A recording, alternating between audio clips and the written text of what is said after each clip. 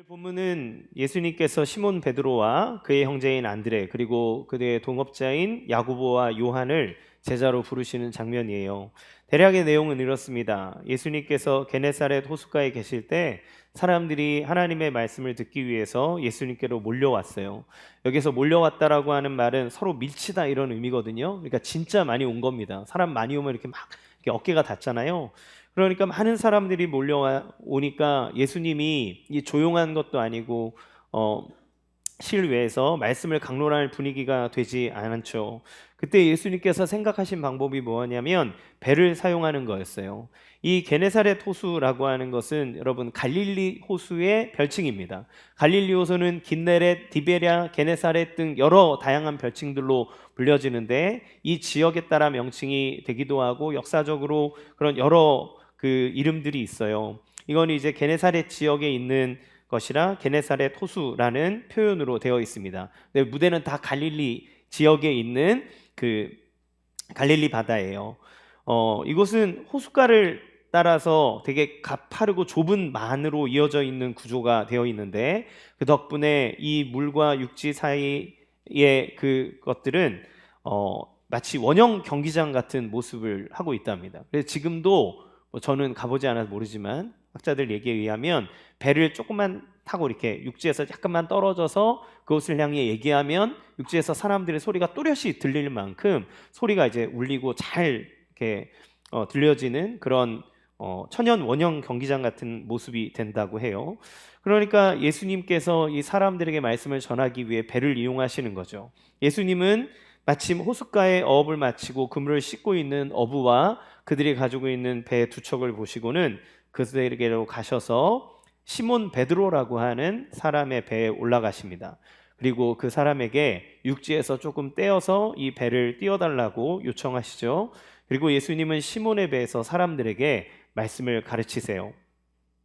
말씀을 마치고 예수님은 배를 빌린 것에 대한 미안함 때문이었을까요? 시몬에게 이상한 요구를 하십니다. 깊은 데로 가서 그물을 내려 고기를 잡으라는 거예요. 사실 이 시몬 베드로를 비롯한 이 배의 어부들은 밤새도록 고기를 잡았는데 한 마리도 잡지 못한 완전히 이제 폭망한 하루를 보냈거든요. 그러니까 마음도 지쳤고 몸도 지친 상태입니다. 그런데 이 어업의 어짜도 모를 것 같은 육지 사람이 말씀이나 잘 전할 것 가르치면 됐지 이 물고기를 잡는 이 어부인 우리한테 말도 안 되는 명령을 내리는 거예요. 그런데 시몬은 웬일인지 그 예수님의 말씀에 순종합니다. 그리고 그의 말씀에 따라 깊은 곳으로 가서 그물을 던지는 거죠. 근데 그물이 던졌는데 놀라운 일이 생긴 거예요. 그토록 잡히지 않았던 물고기가 전혀 잡히지 않는 시간대에 전혀 잡히지 않는 장소에서 그물이 찢어질 것 같이 많이 잡히는 겁니다. 그러니까 놀라서 친구들을 부른 거죠.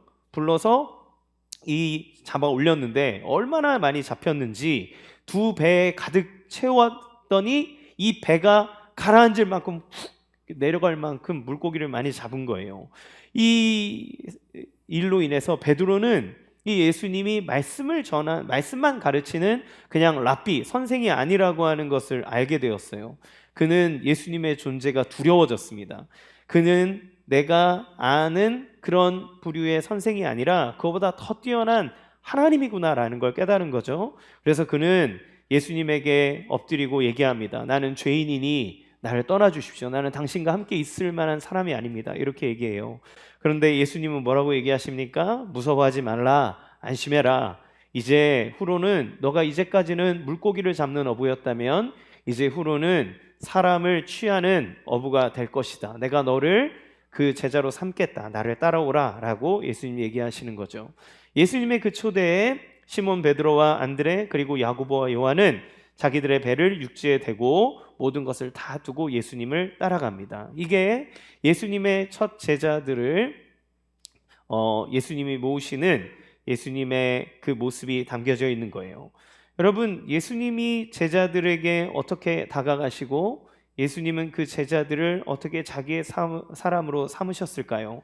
이것은 우리의 인생에 찾아오시는 예수님의 모습을 보여줍니다.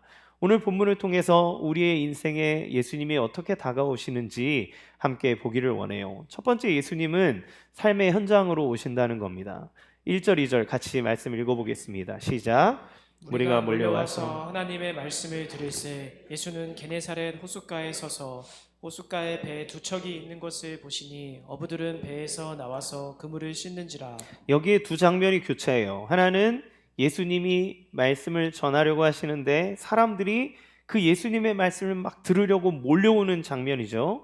그리고 또 한쪽에서는 말씀이 전해지고 있지만 그러나 하루의 일과를 마무리하고 정리하고 있는 삶의 현장 속에 있는 어부들입니다. 그런데 이들의 현장은 어떤 현장인가요? 아무 소득이 없는 하루예요. 5절 말씀에 보면 이들은 밤새 그물을 던지며 고기잡이를 했지만 하나도 잡지 못한 참담한 현실을 맞았다, 이렇게 얘기를 하죠. 사실 우리가 사는 세상도 마찬가지입니다. 우리는 열심히 노력하면, 열심히 수고하면 반드시 성공한다라고 하는 성공주의의 환상을 갖고 살아가지만 사실 대부분 사람들은 열심히 일하고 그 열심히 일한 것에 대한 대가를 잘 못 받는 사람들이 많죠. 여러분, 정말 사람들이 얼마나 치열하게 사는지 모릅니다. 얼마나 열심히 사는지 몰라요. 그런데 누구는 어마어마한 연봉을 받는 사람이 있지만 사실 저 더 많은 사람들은 자기가 그토록 열심히 일을 하고서도 그에 합당한 그 일에 대한 대가를 받지 못하고 자기 몸이 부서져라 일했어도 그 자기의 삶을 더 윤택하고 풍족하게 이뤄갈 만한 그러한 결과물을 받아들이지 못할 때도 많죠. 또 어떤 농부들은 일을 열심히 하고도 자연재해로 인해서 다 망하기도 하고 야심차게 어떤 사업을 준비했다가도 어떤 환경에 의해서 다 물거품 되어져 버리는 것들이 우리가 사는 세상들입니다. 어떤 사람들은 최선을 다해 일하고 많은 것들을 준비했는데 나라에 전쟁이 일어나 아무것도 할 수 없는 일을 맞이하기도 하죠. 어떤 이들은 태어나자마자 뇌전을 있는 환경 속에서 그저 열심히 살아내느라고 살았는데도 불구하고 입에 풀칠조차 하지 못하는 인생을 사는 사람도 전 세계에 얼마나 많은지 몰라요. 지금 살아가는 청년들은 취업에 대해서 너무나 많이 걱정합니다. 얼마나 열심히 살아왔습니까? 우리 자녀들이 공부하고 밤 늦게까지 노는 것, 이런 거 다 절제해 가면서 공부했어요. 배웠어요. 그래서 대학의 졸업장을 땄어요. 자격증을 땄어요. 근데 그래도 나를 써주는 사람이 없어서 너무 힘들어하는 것, 이게 사실은 우리가 살아가고 있는 현실이죠. 그 현실, 사실 베드로가 맞이하고 있는 현실은 우리의 현실과 다르지 않습니다. 그런데 예수님이 말씀을 전하시는 장소를 어디로 택했나요? 그 베드로가 삶의 치열한 현장과 아픔이 있는 그곳을 예수님은 말씀을 전하는 장소로 택하세요. 예수님은 성전을 벗어나 우리의 삶의 현장으로 오십니다. 예수님이 만나주시는 장소는 우리가 힘을 내고 넘어지고 쓰러져 있는 그 장소로 오시는 거예요. 여기에 기독교의 독특함이 있습니다. 그건 뭐예요? 많은 종교들은 그 하나님을, 그 신을 만나기 위해 그 신에게로 오라고 얘기하죠. 이 조건을 맞춰라, 그러면 만나주겠다라고 얘기하지만 기독교의 하나님의 독특함은 뭐냐면 그가 우리에게로 오셨다예요. 그가 우리에게로 오셨다. 이것을 성경의 신학적 용어로 성육신이라고 얘기합니다. 예수님이 이 땅에 오시는 날, 그것이 성탄절이죠. 크리스마스입니다. 그 날이 왜 중요한가요? 예수님이 인간의 몸을 입고 오셨기 때문이에요. 그러면 인간의 몸을 입고 오신 예수님이 왜 그토록 중요합니까? 여러분, 우리가 신에 대한 개념을 갖는 것, 사람들이 신에 대한 개념을 가질 때는 이런 개념이 있어요. 내가 원하는 거를 들어주는 존재예요. 나의 힘든 것, 어려운 것, 그것들이 있으면 그 신에게 열심히 얘기하면 신은 전능하고 강한 능력이 있기 때문에 우리에게 뭔가를 줄 수 있는 존재라 여기는 거죠. 그러니까 그 신은 나에게 내가 바라는 소원을 들어주는 것으로 만족하는 겁니다. 기독교 신앙을 갖고 있으면서도 이런 마음이 있죠. 우리가 많은 간증들을 할 때 내가 기도했더니 하나님이 이걸 해주셨다, 기도했더니 이런 문제를 해결해 주셨다, 이런 것들이 있죠. 너무너무 중요합니다. 감사한 일이죠. 우리는 우리의 필요를 하나님 앞에 아뢰고 하나님께서 주시는 기도의 응답을 누리는 것은 너무너무 중요하고 좋은 일이에요. 그런데 여러분, 만약에 우리가 하나님을 대하는 것이 내가 어떤 필요한 물질을 얻는 것에만 하나님이 필요하다면 그 하나님이 우리와 무슨 상관이 있을까요? 그걸로 만족한다고 생각하시나요? 한번 잘 생각해 봅시다.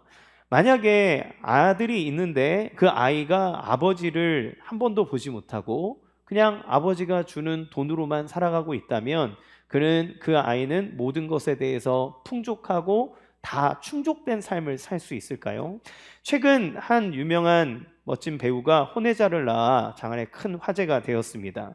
그는 교제하던 사람이 있었지만 다른 여자와 원나잇을 했고 그녀가 임신을 한 거죠. 그런데 이 남자는 비혼주의자였던 거예요. 나는 결혼할 생각이 없다.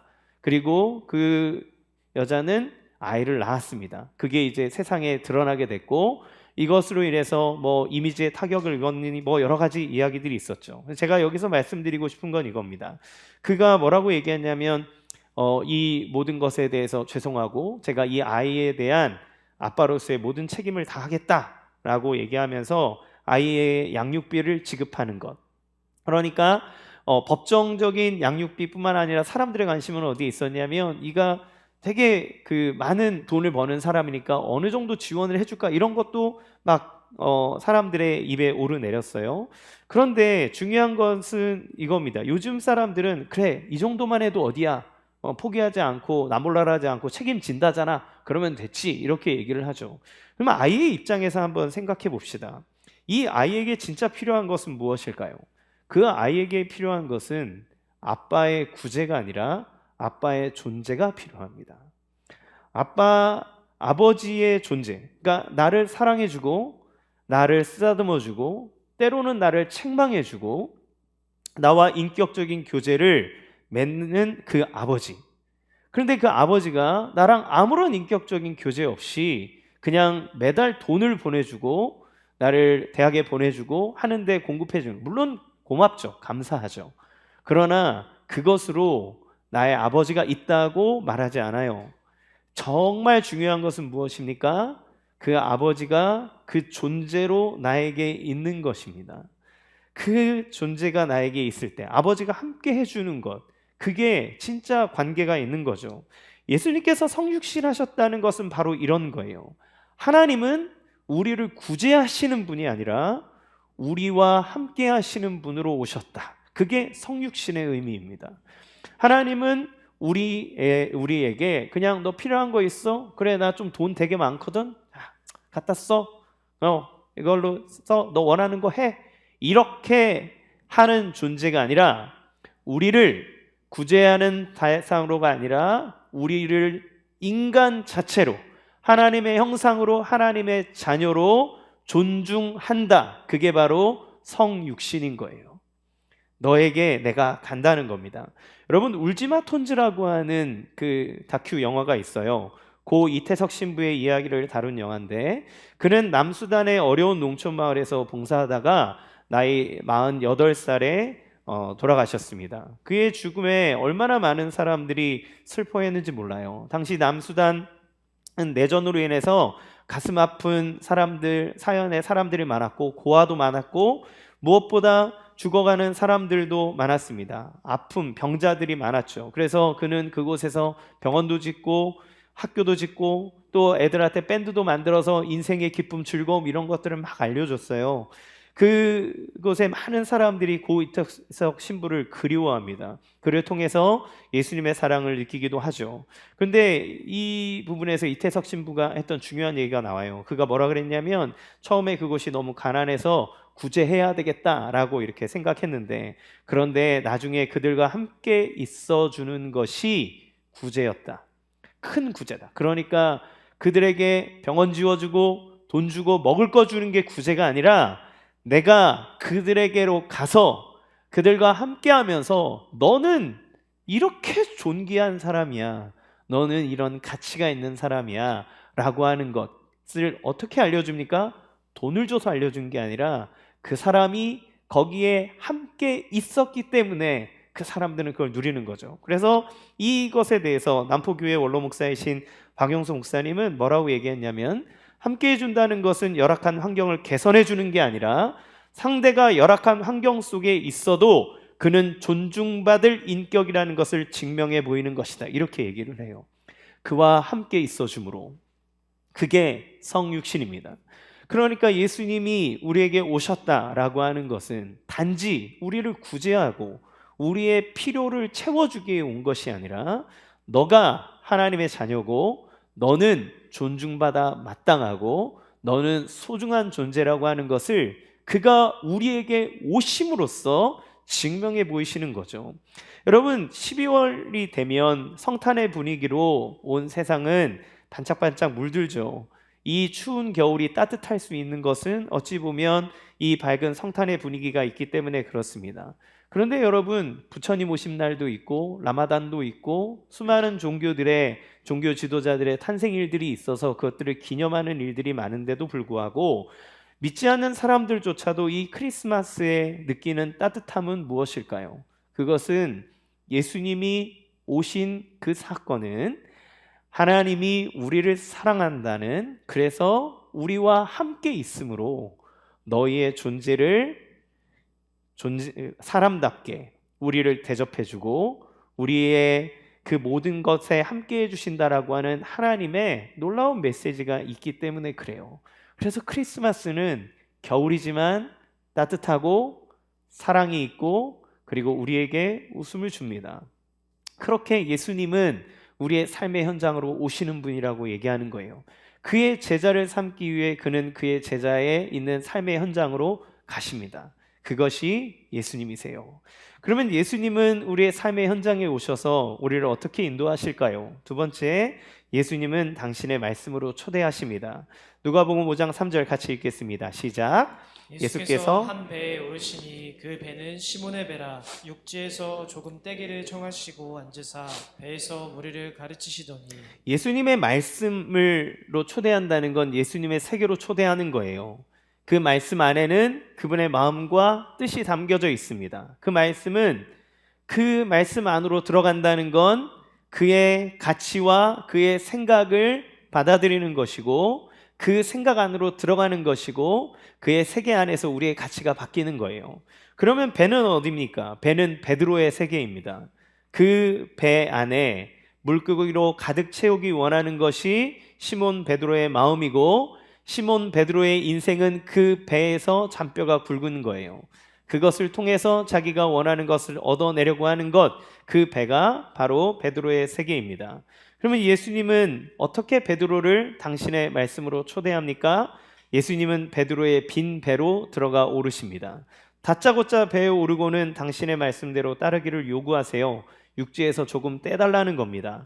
밤새 고기잡이를 마친 어부, 아무것도 잡지 못해서 허탈하고 짜증나 있는 어부. 그런데 그 어부의 마음이 얼마나 그랬겠어요. 그런데 예수님은 베드로한테 어떤 보상도 하지 않아요. 그걸 약속하지 않습니다. 베드로, 당신의 배를 빌려주면 내가 이 강의 마치고 난 다음에 아주 두둑히 고기를 잡게 해주겠어. 이런 얘기를 하지 않으세요. 그냥 그분은 왠지 불친절하듯 무심하듯 툭 그의 배에 오르고는 자, 당신의 배를 띄워주게. 내가 말씀을 전해야 하니 너의 능력이 필요해. 그러면 베드로는 뭐를 해야 될까요? 영락없이 예수님이 물 위에서 배 위에서 강의를 하신다면, 말씀을 전한다면 물살에 의해서 배가 점점 흘러가지 않도록 베드로는 열심히 노를 저어야 돼요. 이걸 조종해서 배가 움직이지 않도록 해야 됩니다. 안 그러면 사람들이 말씀을 듣다가 예수님이 이렇게 점점 사라지는 거죠. 네. 그러니까 그걸 하지 않으려면 베드로가 계속 이렇게 노를 저으면서 배가 움직이지 않도록 그 자리에 있도록 해줘야 됩니다. 예수님은 베드로의 능력이 필요함을 얘기하면서 그의 말씀이 편하게 하도록 그를 초청하는 거예요. 특별히 그의 빈 배는 예수님께서 사용하기 좋은 장소가 되었습니다. 만약에 그 배에 고기가 가득했다면 예수님이 들어서실 곳이 없었겠죠. 빈 배는 베드로의 세상의 슬픔과 아픔의 자리이고 아무런 소득이 없는 무능력의 한 자리의 실패의 자리입니다. 고기로 가득해야 될 자리, 그런데 그곳이 비어 있기 때문에 예수님은 그 자리에 앉으셔서 말씀을 전할 수 있는 거예요. 우리는 저마다 하나님께서 나를 사용하시려면 대단하고 풍성한 스펙이 있어야 한다고 생각합니다. 베드로와 같은 어부라면, 내가 하나님에게 쓰임 받으려면 적어도 이 정도의 배는, 물고기는 잡아야 되지 않겠어? 내가 이 정도 성과는 내야 하나님이 나를 사용하지 않겠어? 이렇게 생각하죠. 하지만 예수님은 그의 빈 배를 원하는 거예요. 왜? 예수님으로 가득할 배. 물고기가 아니라 예수님이 원하시는 대로 사용할 배를 찾으시는 겁니다. 예수님은 그 배로 들어가세요. 그리고 말씀을 전하십니다. 빈 배가 먼저 하나님의 말씀으로 가득하기를 원하시는 거예요. 우리가 무언가를 다 이루어서 하나님에게 도움이 되려고 하지만, 하나님은 우리가 무언가를 이루기 전에 어떤 사람이 되기를 원하십니다. 그래서 우리의 마음속에 하나님의 말씀으로 먼저 가득하기를 원하세요. 그래서 당신의 말씀으로 초대하는 겁니다. 여러분, 베드로는 어떻게 됩니까? 베드로는 강제로 예수님의 말씀을 들어야 되는 거예요. 왜요? 이거 밑에서 계속 져야 되잖아요. 그러니까 예수님 발 밑에서 들어야 되는 겁니다. 마치 이렇게 우리가 특세나 뭐 이런 행사를 했는데 그날따라 성도가 엄청 많이 와가지고 가득 찬 거예요. 가득 차가지고 더 앉을 자리가 없어. 근데 내가 늦게 왔어. 이거 어디에 앉지? 막 그런데 안내부원이 자리가 없어요. 그러더니 막 나를 데리고 가더니 이 자리에 앉혀놓는 거죠. 예, 영락없이 졸지도 못하고 딴짓도 못하고 그냥 딱 말씀만 들어야 되는 거예요. 하나님은 우리로 하여금 당신의 말씀을 듣도록 우리를 초대하십니다. 그 얘기를 듣도록 그를 붙잡아 두시는 거예요. 여러분, 예수님의 말씀을 들을 때 우리는 예수님을 받아들이게 돼요. 많은 분들이 어떻게 예수님 믿었습니까? 어떻게 예수님 인격적으로 만났습니까? 이렇게 물어보면 대부분 많은 성도들이 저 중학교 때, 고등학교 때 수련회 가서요, 이 얘기를 해요. 수련회 가서 왜 그렇게 예수님을 믿고 인격적으로 영접하는 일들이 많을까요? 딴짓을 못해요. 거기는 그냥 말씀만 들어야 돼요. 계속 말씀 듣고 합니다. 그 말씀 안 들으면 막 목사님, 전사님이 들어다 놓고 막 들으라 그러고, 기도 안 하면 막 등짝 막 때려가면서 주여 이 영혼을 불쌍히 여겨 주옵소서, 그래서 막 기도시켜요. 그러니까 그 자리에서 말씀이 들어가고 하나님의 세계가 자기에게로 오는데 어떻게 변화가 되지 않을 수 있겠습니까? 여러분이 하나님께서 우리를 말씀을 듣게 하시기 위해 놀라운 일들을 사용해요. 제 대학교 후배가 이제 대학교에서 제 과 후배가 있었는데, 과 후배가 과 후배기도 했지만 제가 섬겼던 선교단체에서 성경 공부를 가르쳤던 제자이기도 했습니다. 이 친구는 모태신앙인데 근데 또 되게 똑똑했어요. 되게 스마트했거든요. 그러니까 얼마나 이 친구가 총명한지 성경 공부를 할 때마다 잘 빠져나가는 거예요. 네. 요리 핑계대고 빠져나가고 저 핑계대고 빠져나가고, 그러니까 총명함과 지혜로움을 이 말씀 공부 안 하고 빠져나가는데 이제 사용한 거죠.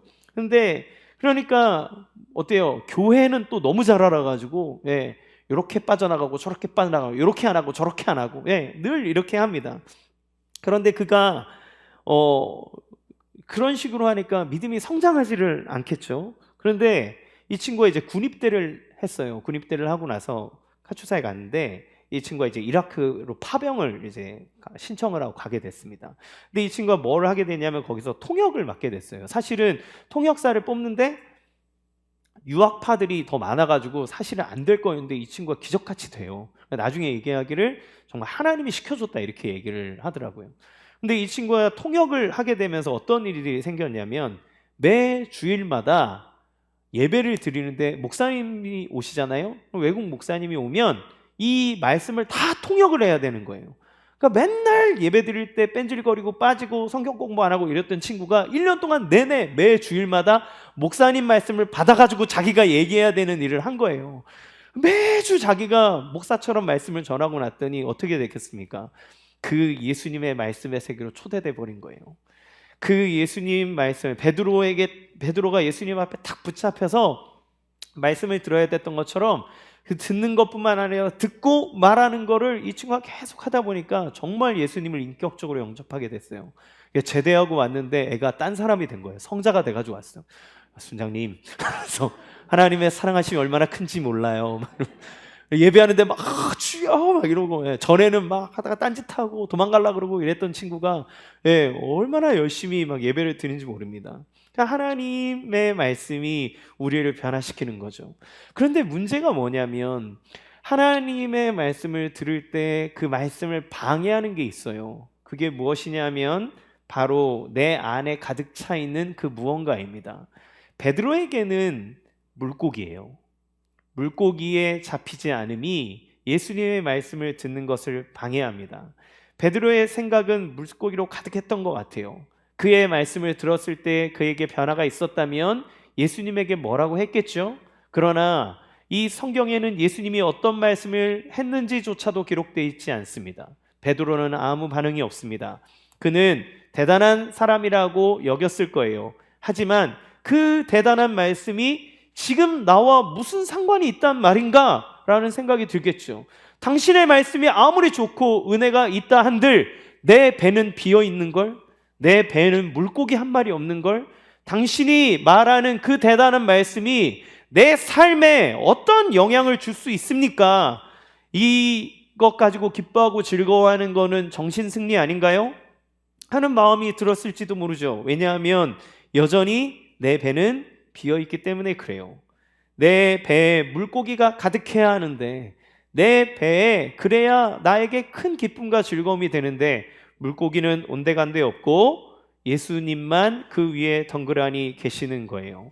자기가 이 노를 저으면서 어떤 생각을 했을까요? 내 인생 이게 뭐 하는 짓이냐? 여기에다가 물고기는 싣지도 못하고 저 랍비 한 사람 채워놓고 저 사람이 말씀 전하는데 노나 적고 있는 내 인생이 얼마나 비참한가라는 생각을 했을지도 모릅니다. 그러면 이 우리가 물질이나 우리의 삶의 어려움, 내가 간절히 바라는 것들에 대해서 이루어지지 않을 때 하나님의 말씀은 은혜롭게 들리기보다 때로는 짜증나기도 해요. 어느 목사님이 자기의 간증을 얘기가 있습니다. 이분이 대학을 졸업하고 이제 원래 목사 하려고 하지 않으셨나 봐요. 2년 동안 취직을 하려고 하는데 취업을 못 한 거예요. 이분은 좀 나이가 있으신 분이니까. 그러니까 이 당시는 지금보다 취업이 훨씬 잘 될 때죠.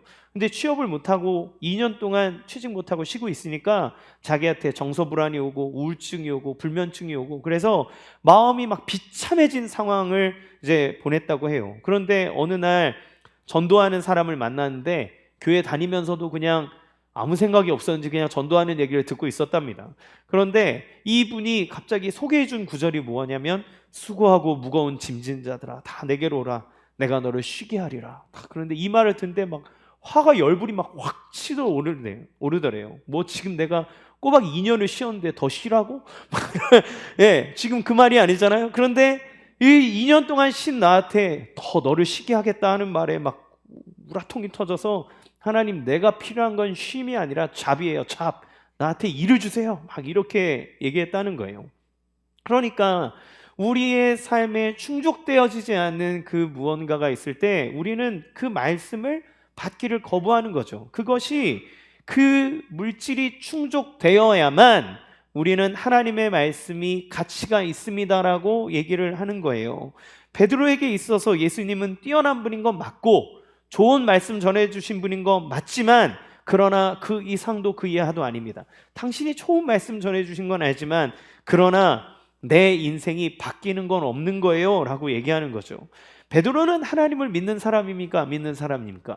믿죠. 그러면 베드로는 어떤 신앙을 갖고 있습니까? 베드로는 하나님을 통해서 물고기를 바라는 삶을 사는 거예요. 그런데 예수님은 베드로에게 오셨을 때 뭐라고 얘기하는 겁니까? 베드로야, 내가 너 배에 들어와 있지 않니? 내가 너에게 오지 않았느냐? 그러면 다 된 거야 라고 베드로에게 말씀하신 거예요. 그러나 그것이 베드로에게 보이지 않죠. 왜냐하면 내 배에 물고기가 없기 때문에 그렇습니다. 그러면 예수님은 베드로를 어떻게 하실까요? 세 번째, 예수님은 더 깊은 말씀의 세계로 베드로를 인도하십니다. 4절 말씀 같이 읽겠습니다. 시작. 말씀은 시몬에게 이르시되 깊은 데로 가서 그물을 내려 고기를 잡으라. 자, 사람들에게 말씀을 가르치신 것을 마치고 예수님은 베드로에게 개인적으로 말씀하십니다. 깊은 데로 가서 그물을 내려봐. 이렇게 얘기하는 거예요. 고기를 잡아. 예수님이 누구한테 얘기하는 겁니까? 물고기 전문가한테 물고기 잡는 방법을 얘기해 주는 거예요. 너 밤새 못 잡았지? 저 깊은 데로 가서 그물 던져봐. 많이 잡을 거야. 얘기하는 거죠. 사실 이 지역의 물고기는 낮에 바닥에 숨어 있다고 그래요. 그래서 밤이 돼야 먹이를 먹으러 올라온답니다. 그래서 이 사람들이 왜 밤에 그물질을 했겠어요? 밤에 많이 잡히니까 하는 겁니다. 그리고 이 지역 자체가 그 육지와 맞닿아 있는 쪽에 물고기가 더 많대요. 그래서 여기에 다녀온 이제 학자들의 얘기로는 그쪽에서 물고기의 양이 그 육지와 가까운 곳에 더 깊은 곳으로 가는 것보다 육지와 가까운 해수면 쪽으로 와야 물고기가 많다는 거예요. 그런데 예수님이 지금 정반대의 얘기를 하는 거죠. 별건 대낮에 그리고 물고기가 제일 없는 깊은 데에 가서 그물을 던지라고 얘기하는 겁니다. 그러니까 얼마나 어처구니가 없어요. 예수님이 율법을 잘 가르치는 율법의 박사일지 모르지만 베드로는 물고기를 잡는 물고기 박사입니다. 그러니 이렇게 얘기하는 거예요. 5절 말씀 같이 읽겠습니다. 시작. 시몬이 대답하여 이르되 선생님 우리들이 밤이 새도록 수고하였으되 잡은 것이 없지만은 말씀에 의지하여 내가 그물을 내리리이다 하고. 우리가 이게 성경 말씀에 이렇게 적혀 있으니까 상당히 고귀하고 경건한 믿음의 고백처럼 들리죠. 그렇지만 사실 이거는 마지못해서 억지로 하는 순종이라고 볼 수 있습니다. 더군다나 밤새 일하고 예수님이 힘들어 죽겠는데 예수라는 사람이 갑자기 내 배 위에 오르더니 나 말씀 전할 때까지 노 좀 저어줘 이러니까 안 그래도 피곤해 죽고 마음도 힘들어 죽겠는데 이거 하고 있었잖아요. 근데 이제는 좀 고이 보내줘도 되지 않겠습니까? 되지도 않는 일상일 그리고 억지로 하게 된 섬김에다 이제는 말도 안 되는 고기 잡는 방법까지 베드로는 충분히 짜증이 날 만한 조건을 다 갖추고 있는 거예요.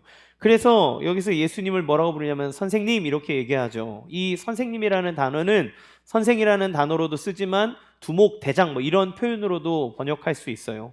그러니까 잔뜩 골이 난 겁니다. 이렇게 얘기하는 거예요. 예. 당신 랍비들은 뭐 다 안다고 생각하는 모양인데 이 대낮에 깊은 물에 가서 고기를 잡으라고요? 우리 뭐 바본 줄 아십니까? 아이고 그러면 당신들이 얘기하니까 좋습니다. 자 어디 한번 가서 누가 맞는지 한번 해봅시다. 갑시다 하는 거예요. 또 한편으로는 이런 것도 있겠죠. 예수님이 하셨던 말씀을 들었던 베드로는 예수님이 여타 다른 랍비와 또는 다른 부류의 사람이라고 하는 것을 알았기 때문에 그의 말씀에 대해서 거부하지 않고 순종한 것은 그 말씀에 권위가 있다는 것도 알기 때문이에요. 그러니까 권위가 있는 것을 알지만 그러나 내가 알고 있는 방법과 전혀 다른 것을 했을 때 나타나는 충돌. 그러나 이 베드로는 그 곤란 마음을 가지고서도 예수님에게 순종하기로 결정합니다. 베드로는 일행과 함께 배를 타고 깊은 곳으로 갑니다. 예수님과 함께. 그리고 깊은 데로 가서 그물을 던졌어요. 어떤 결과가 있습니까? 놀라운 일이 일어나기 시작한 겁니다. 6절, 7절 같이 읽겠습니다. 시작. 그렇게 하니 고기를 잡은 것이 심히 많아 그물이 찢어지는지라. 이에 다른 배에 있는 동무들에게 손짓하여 와서 도와달라 하니 그들이 와서 두 배의 체험에 잠기게 되었더라. 이 사람이 물고기를 잡이를 하는 동안 경험해보지 못했던 어마어마한 양의 어획량이 잡힌 거예요. 그러니까 처음에 그냥 가서 그물을 던졌는데 이거 안 되겠는데 그물 찢어지겠는데 라고 생각하니까 동료들을 막 빨리 부른 거죠. 그리고 같이 잡아냈는데 얼마나 많이 잡혔냐면 두 배에 가득히 채워 배가 가라앉을 만큼의 많은 양의 고기가 잡힌 겁니다. 여러분 우리가 말씀을 따라 살아가는 것이 때로는 온전한 순종으로 살아갈 수도 있지만 때로는 우리의 상황에서 불평하며 순종하게 되는 경우가 있어요.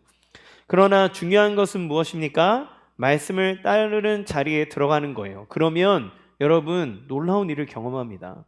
우리가 하나님의 말씀에 순종하여 그 자리에 있을 때 하나님이 주시는 기적 같은 일들을 경험할 때가 정말 많아요. 예수님이 빈 배에 계시면 그 배가 가득해지는 놀라운 일을 경험하는 겁니다. 따라서 하나님의 말씀에 순종하고 나가면 여러분은 충분히 잘 되는 일들이 세상에 있어요. 부자가 될 수도 있고 세상에서 말하는 성공이라고 하는 것들을 경험할 수 있습니다. 우리가 예수님을 믿고 살아갈 때 얼마나 많은 기적 같은 일들이 있는지 몰라요. 그리고 그것을 간증하는 사람들도 정말 많습니다. 여러분 앞에 있는 이 목사도 제 인생의 수많은 일들에 예수님께서 펼쳐주신 기적 같은 일들을 정말 많이 경험했어요. 제가 사실 개척한 것도 기적 같은 일 아닙니까? 저의 아무것도 가지고 있지 않는 사람이지만 그러나 주시고 모아주시고 함께해서 이 일들을 이루도록 행해 주시는 거죠. 많은 사람들이 이런 일들을 경험해요. 이 베드로에게 얼마나 큰 기적일까요? 이들은 매일 배를 타고 나갈 때마다 만선의 꿈을 꾸며 나갔을 거예요. 그렇지만 현실은 빈 배고 잡아봐야 그리 많지 않은 배였기에 그들의 삶에 더 나아질 수 없습니다. 이들은 매일 밤을 새워 그물을 던집니다. 그래야 살 수 있고 자신들의 현실에서 한 단계 점프할 수 있기 때문에 그래요. 그렇다 그래서 베드로가 극빈층이라고 얘기하는 건 아닙니다. 베드로 당시에 이 어부들이 꽤 살았어요. 그래서 베드로의 장모 집에 가는 이야기가 나오잖아요. 당시에 어느 정도 이 어부들이 사는 삶의 부분 안에서는 꽤 이제 그러니까 아주 부자는 아니지만 그래도 중간 언저리쯤 살 수 있는 경제력은 있었다고 학자들이 얘기해요. 그렇지만 그가 계속 날마다 고기를 잡을 때마다 더 나은 삶을 위해서 열심히 그물을 던졌고 그 그물을 던지는 삶을 통해 자기의 삶의 의미들을 찾아갔겠죠. 우리도 이런 꿈들을 꾸지 않습니까? 여러분들 중에 주식하는 분들 계시죠? 여러분이 내가 산 주식이 어느 날 갑자기 대박치고 연일 상한가를 치는 그 기분, 주님이 내 인생의 배에 탔더니 갑자기 주식이 대박을 쳤더라. 할렐루야. 네. 그렇죠? 내가 산 땅마다 아파트 값이 막 미친 듯이 올라가고, 그냥 가다가 필요한가 이래서 딱 샀는데 거기 막 갑자기 재개발 이루어진다 그러고 막 미친 듯이 올라가고 이러면 얼마나 기분이 좋을까요? 얼마나 즐거울까요? 얼마나 감사할까요? 여러분, 이 어부의 입장에서 생각해 보세요. 만약에 이런 식으로 고기를 잡는다면, 야, 이거 대박인데? 예수님이 이 배에 오자마자 이 대박 잡았는데, 이분과 함께 한다면 내 인생은 앞으로 이제 피겠는데? 이런 생각하지 않겠습니까? 그렇죠. 그분이 우리에게 오실 때 우리에게는 이런 놀라운 일들이 일어나는 거예요. 그런데 베드로에게 갑자기 충돌하는 일이 생깁니다. 처음에는 예수님의 말씀이 자기가 마음에 갖고 있는 물고기와 충돌했는데 이제 내가 원하던 그 물고기가 내 배에 가득해지고 나니까 그 너머에 계신 예수님이 나에게 충돌해 오시는 거예요. 두려워지기 시작했어요. 베드로는 내 배에 타고 계신 분이 누구지? 저 사람은 누구길래 이러한 일을 행하지? 베드로는 만선의 기쁨 속에서 물고기만을 쳐다보던 그의 인생이 물고기로 인해 기쁨으로 가득할 때 그 물고기 너머에 있는 예수님의 존재를 비로소 보게 되는 겁니다.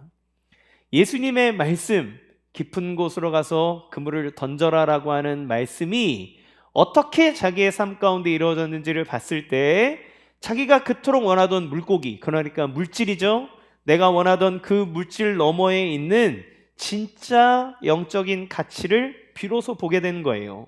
베드로는 의문이 들었을 겁니다. 이분은 과연 누구인가? 이런 능력과 힘을 갖고 있으면서 그는 왜 먹고 살 직업도 갖지 않고 땡전 한 푼도 없이 여기저기 돌아다니며 돈도 안 받고 사람들을 가르치고 있는 것일까? 베드로는 지금 가장 기뻐하는 순간 이 기쁨의 물질을 나에게 준 존재를 비로소 보고 생각하는 겁니다. 내가 가장 소중하게 여기고 있는 것에 대해서 그것이 가장 소중한 것이 아니다라고 말하는 그분의 음성을 듣고 있는 거예요. 여러분, 못하는 것과 안 하는 것은 다른 겁니다. 못하는 것은 능력이 없기 때문에 할 수 없는 것이지만 예수님은 얼마든지 부자가 될 수 있고 얼마든지 권력자가 될 수 있고 얼마든지 유명하고 더 명성 있는 사람이 될 수 있음에도 불구하고 그는 그 베드로의 삶이라고 하는 배, 그 작은 세상 안으로 들어오셨고 나는 너가 필요하다라고 말하는 그 예수님을 맞이하는 거예요. 베드로야, 이 물고기가 너의 존재를 잊게 하냐? 이 물고기가 너의 기쁨이냐? 이거는 금방 사라지고 없어질 거다. 나는 이것이 중요하다고 얘기하지 않는다. 너에게 필요한 건 알지만 너에게 더 중요한 것이 있다고 예수님은 그 베드로에게 얘기하시는 거예요. 이 기적의 역사는 이 메시지가 중요합니다. 여러분, 베드로가 잡은 물고기는 다 잡아먹고 나면 없어지는 거예요. 그런데 그 물고기가 거기에 있을 수 있는 이유는 무엇입니까? 베드로의 인생에, 베드로의 세상에 예수님이 들어오셨기 때문이에요. 베드로는 그 예수님이 좋은 선생님이 아니라 그 이상의 분이라는 것을 깨닫게 됩니다. 그래서 고백하는 거예요. 8절 읽겠습니다. 시작. 시몬 베드로가 이를 보고 예수의 무릎 아래에 엎드려 이르되 주여 나를 떠나소서 나는 죄인이로소이다 하니. 그냥 말씀을 잘 가르치는 랍비가 아니라 더 위대한 분. 그 말씀 안에는 좋은 깨달음이 있는 것이 아니라 말씀이 그대로 되어지는 능력이 있는 분, 그것은 하나님밖에 없는 거예요. 하나님이 태초에 천지를 창조하실 때 빛이 있으라면 있었던 것처럼 예수가 말하면 그대로 되는 겁니다. 여러분, 그냥 물고기가 많이 잡힌 게 아니에요. 물고기가 많이 잡히는 자리를 예수님이 찾아서 준 게 아닙니다. 물고기가 가장 없는 자리, 물고기가 없을 시간에 예수님이 거기에 계시면 물고기는 예수님의 말씀에 순종해서 그물 안으로 들어오는 거예요. 그래서 오늘 목사님이 이 부분을 비유로 설명해 줬는데 제가 딱 와닿았어요. 베드로가 뭘 봤냐? 그물을 던지는 순간 물고기들이 날 잡아가시오 하고 그물 안으로 막 뛰어드는 거죠. 예수님이 가서 명하신 그 자리에 물고기들이 예수님의 말씀에 순종해서 들어오는 것. 예수님은 그 물고기를 그물 안으로 뛰어들게 할 수 있는 권위자라는 것, 하나님이라는 것을 보여주는 겁니다. 그 베드로는 예수님에게 엎드리는 거예요.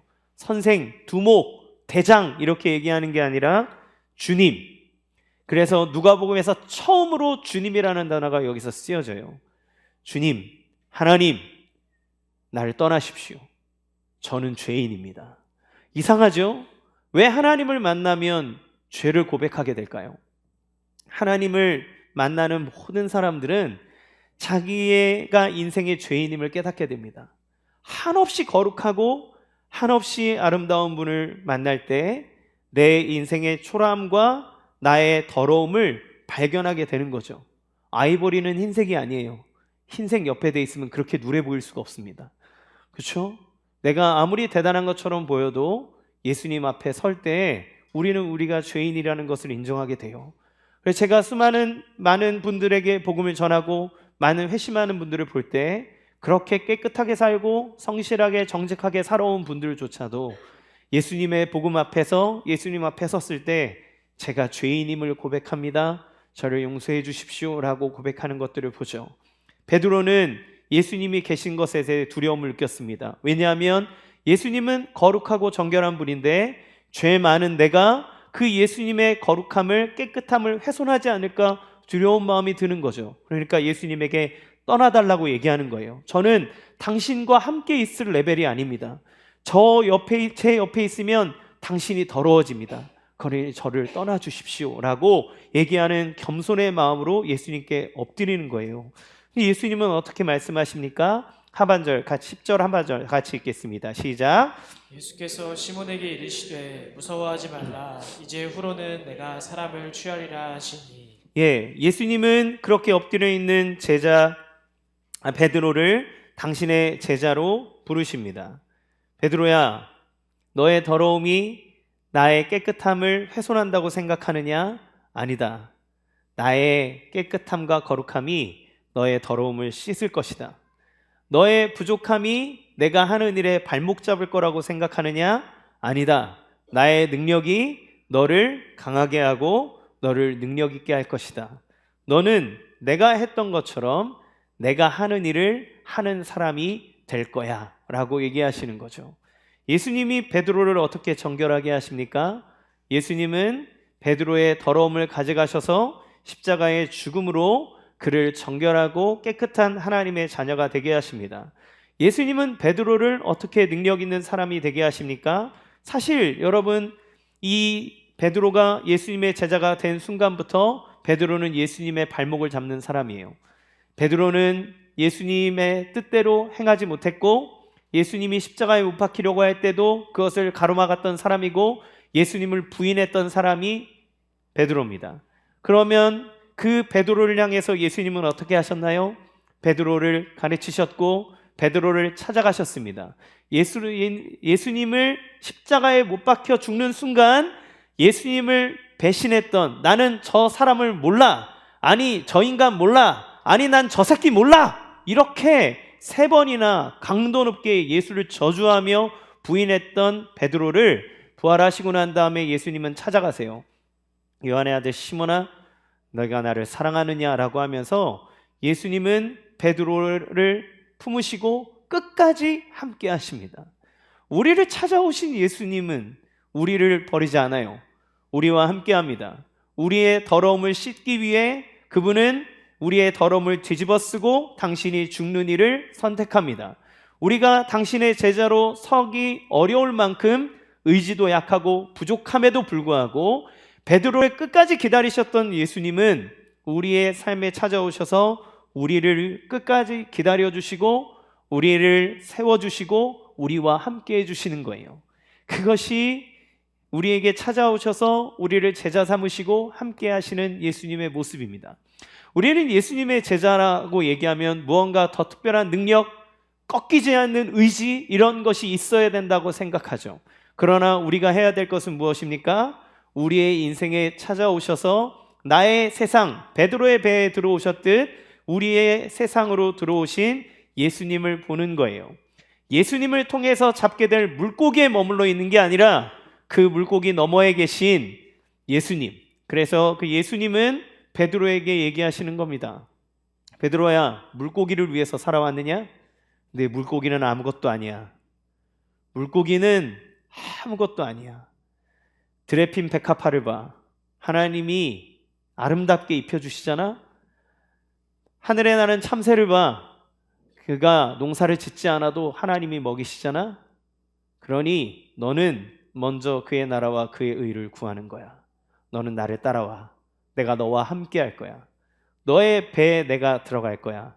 너는 나와 함께 가는 거야. 너 이제까지 물고기를 잡는 삶을 살았지? 그런데 더 가치 있는 삶을 사는 거야. 너는 나랑 같이 사람을 낚는 어부가 되는 거야. 이제까지 베드로가 살아가는 삶은 무엇입니까? 나의 삶을 위해서 물고기를 잡아 죽이는 삶이었어요. 그러나 예수님이 사람을 잡는 이유는 무엇입니까? 그를 잡아 살리고 구원하기 위해서 예수님은 우리를 잡으십니다. 그 일에 베드로를 초대하시는 거예요. 그리고 베드로야, 이 물질 너머에 있는 더 영원한 것이 있다.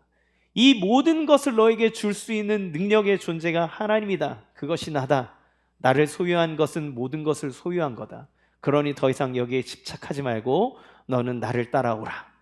이 베드로와 이 안드레, 야고보, 요한은 배를 내버려 두고 예수님을 따릅니다. 이 배를 내버려 뒀다는 건 가족도 내팽개치고 아무것도 안 했다는 얘기일까요? 아니요. 그게 아니라 예수님을 따르고 예수님의 가르침을 받고 예수님과 함께하는 것에 자기의 삶의 우선순위를 삼았다는 것을 의미하는 거예요.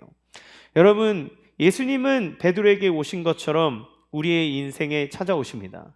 예수를 믿는 건 예수를 믿어서 물고기를 얻는, 구제받는 인생을 사는 게 아니라 예수님이 우리에게 오셔서 우리와 함께하는 것을 경험하는 삶이 예수를 믿는 삶이에요. 그러니까 예수를 믿는 삶은 예수의 제자가 되는 겁니다. 우리는 우리의 인생의 빈 배를 보고 예수님만 앉아 있으면 한숨을 쉽니다. 아니, 물고기를 달라 그랬더니 왜 예수님 혼자 떨렁 앉아 계세요? 왜 내 삶에 대박을 치게 해달라 그랬더니 예수님 말씀만 주고 아무것도 아니라고 얘기하세요? 그런데 성경은 얘기합니다. 그 아들을 주신 것은 모든 것을 준 것이다. 예수님이 그 안에 있을 때 베드로에게 물고기가 필요하면 배가 가라앉을 만큼 물고기를 주시는 겁니다. 그에게 능력이 필요하면 그 모든 능력을 발휘하고도 남을 만큼의 힘을 주시는 것이에요. 예수님은 모든 것의 모든 것 되십니다. 여러분, 그렇게 예수님은 여러분에게 물고기를 먼저 주기보다 당신의 말씀을 주시는 거예요. 왜요? 우리가 살아가는 세상 너머에 더 본질적인 것이 있으므로 너의 삶에 그 모든 집착하는 것들이 너를 행복하게 해줄 수 없다. 너의 존재의 이유는 바로 하나님이다라고 얘기하고 당신에게로 초대하는 겁니다. 우리는 우리의 인생에 오신 예수님을 보면서 무엇을 보십니까? 여러분, 예수님 믿으면 정말 놀라운 일 경험해요. 장담합니다. 여러분, 기도하시면, 여러분 예수님 말씀에 순종하고 살아가면 여러분의 삶에 정말 기적 같은 일들이 일어납니다. 제가 간증자입니다. 저는 제 인생은 정말 예수님 빼고 말할 수 없습니다. 저는 제 능력 이상의 것들을 경험해왔고 해왔고 그리고 여기까지 왔어요. 그런데 그 물고기만 바라보고 살아가는 인생은 물고기 사라지면 예수님 떠납니다. 예수님은 우리한테 물고기 주려고 오신 게 아니에요. 예수님은 당신 자신을 주시기 위해서 왔습니다. 예수님을 소유하는 건 영생이에요. 하나님 나라를 소유하는 겁니다. 그 아버지에게 구제받는 인생이 아니라 아버지가 나의 아버지가 되는 삶. 그래서 내가 정말 가치 있고 그런 뜻있는 존재라는 것을 알게 하기 위해 예수님이 오셨고, 예수님은 능력 없는 우리에게 당신을 주사 하나님의 능력을 갖게 하심으로 하나님과 같은 삶을 살도록 이끌어 주시는 거죠. 그러므로 예수 그리스도를 믿는 우리는 이제 사람들과 함께 할 수 있는 사람이 되는 거예요. 우리는 사랑의 마음으로 사람을 품을 수 있고, 우리는 사랑의 마음으로 사람을 대할 수 있고, 한 사람의 존재를 인정해 줄 만큼 무한한 하나님의 능력을 소유한 사람이 됩니다. 우리의 부족함, 우리의 연약함, 그것이 하나님의 능력을 제한할 수 없기 때문에 그래요. 여러분은 예수님의 제자입니까? 아니면 예수님에게 구제받는 사람입니까? 주님은 우리를 자녀로 부르셨고 제자로 부르셨습니다. 제자로 살아가는 삶은 그 인생에 예수가 계시기에 여러분 원하는 모든 것들이 주의 뜻 안에서 다 이루어질 줄로 믿습니다. 그러나 우리는 그거보다 더 가치 있는 것을 위해 살아갑니다. 배를 버려두고 주님을 따르는 삶, 그 따르는 삶 속에 하나님의 놀라운 은혜의 역사가 일어날 줄로 믿습니다. 이 시간 우리 같이 함께 찬양하며 나가도록